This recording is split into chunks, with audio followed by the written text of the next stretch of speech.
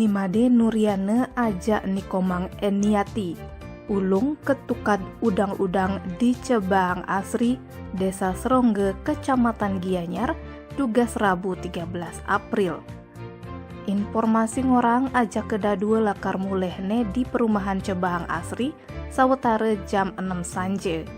Sagetan pas di jalan, montorne remne lantas lolos. Cek subuh pasti mekedadua ngelongsor ulung ketukade ane dalemne roras meter. Saksi ane ningalin langsung ngidih tulung apa ngidang nulungin korban. Tim uli BPBD Gianyar ajak PMI Gianyar turun ke lokasi.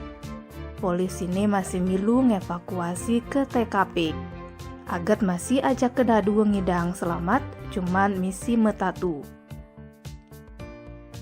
Kabid Kedaruratan dan Logistik BPBD Gianyar, I Gusti Ngurah Dibye Prasasta nyelasang, pas evakuasi mulekeweh, ulian tongose diabingi. Mekedadua akhirnya selamat tange uli Banjar Medahan Kanginan, Desa Medahan, Kecamatan Belah Batu. Korban lantas pelai bange ke RSU Sanjiwani Gianyar ulian metatu. Kapolsek Gianyar, Kompol Igede Putu Putra Astawa nyelasang, korban anu sadar, diapin liu metatu.